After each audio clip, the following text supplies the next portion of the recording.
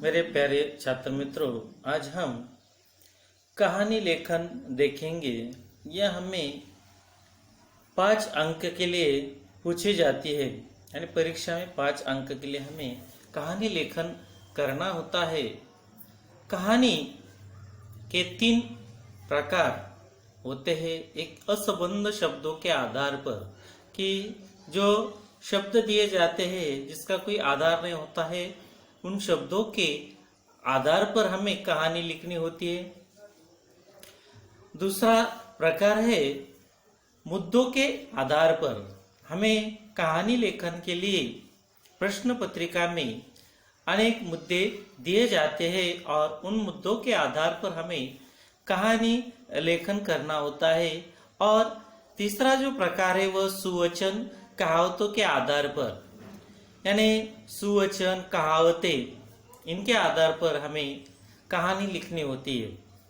सुवचन यानी कि जिस प्रकार जैसी करनी वैसी भरनी, यानी हम जिस प्रकार करेंगे, काम करेंगे, उसी प्रकार हमें फल मिलेगा।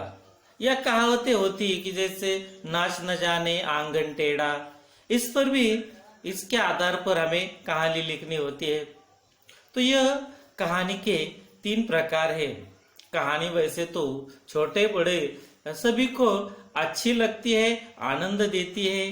कहानी लेखन में विद्यार्थी तथा सभी विद्यार्थियों को कल्पना शक्ति, नवनिर्मिति व सृजनशीलता को प्रेरणा देती है। यानी कहानी हमें प्रेरणा देती है कि किस प्रकार भूतकाल में यह इस प्रकार घटनाएं घटित हुई थी और उनसे हमें सबक यह मिलता है, और जिससे हमें अब भविष्य में किस प्रकार हमें वर्तन करना चाहिए, किस प्रकार रहना चाहिए, किस प्रकार हमारा बर्ताव रहना चाहिए, यह सभी बातें हमें सिखाती है।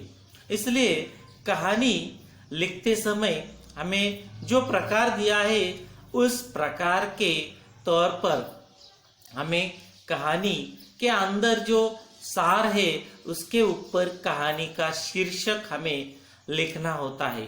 शीर्षक यानी कहानी को नाम देना होता है। और कहानी के मुद्दे जो होते हैं कहानी के अंदर, उसमें विविध प्रकार के जो पात्र आते हैं उन्हें हमें नाम देना होता है। कहानी के अंदर जो घटनाएं घटित होती है वहाँ के स्थान का हमें परिचय देना होता है, तथा गाँव के नाम वगैरह जो भी उस कहानी के तहत आता है वह सभी हमें लिखना होता है।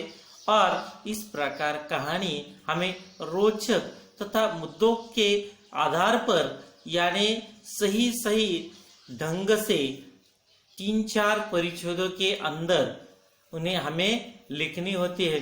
करीब करीब 100 शब्दों के तहत तो यहाँ हमें कहानी लिखनी होती है।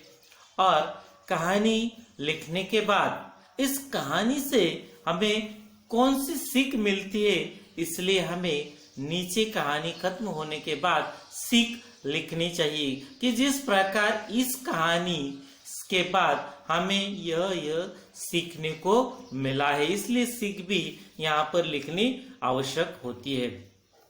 तो देखिए, इसके पूर्व की कक्षाओं में हमने कहानी लेखन ये तथा अभ्यास किया है।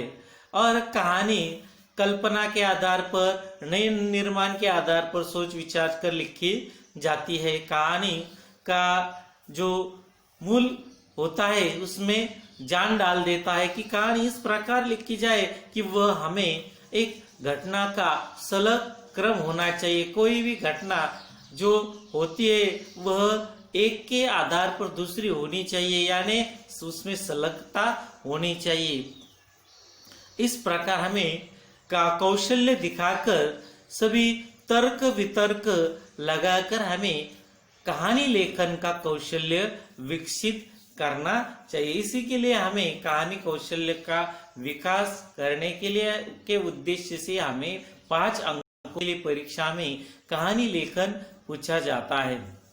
कहानी का शीर्षक, मुद्दों का विस्तार, कहानी से प्राप्त सीख, प्रेरणा, संदेश, ये कहानी लेखन के अंग होते हैं।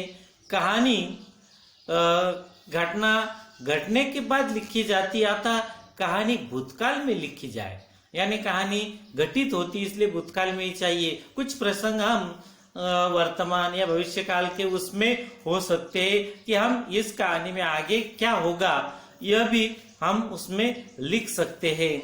संवाद सभी यानी चिन्ह, अवतरण चिन्ह या जो भी विराम चिन्ह है इनका हमें प्रयोग करना चाहिए। यहाँ पर इस प्रकार कहानी में अक्षर भी हमारा सुंदर आवश्यक है और शीर्षक छोटा और आकर्षक होना चाहिए, यानी कहानी का उस शीर्षक के अंदर सार होना चाहिए। इस प्रकार की ईमानदारी से हमें कहानी का शीर्षक से यह पता चलता है कि इस कहानी में ईमानदारी से संबंधित कोई घटना या कहानी है। इस प्रकार की कहानी तथा कहानी के प्रसंगानुसार वातावरण निर्मित उस कहानी के अंदर होनी चाहिए। इस प्रकार हमें कहानी अच्छी और सुंदर लिखनी चाहिए। वहाँ के हमें परिसर एवं जो भी कहानी के तहत आता है सभी का उल्लेख, उदाहरण, सभी बातें हमें उसके अंदर देनी चाहिए। आज के लिए इतना काफी है। धन्यवाद।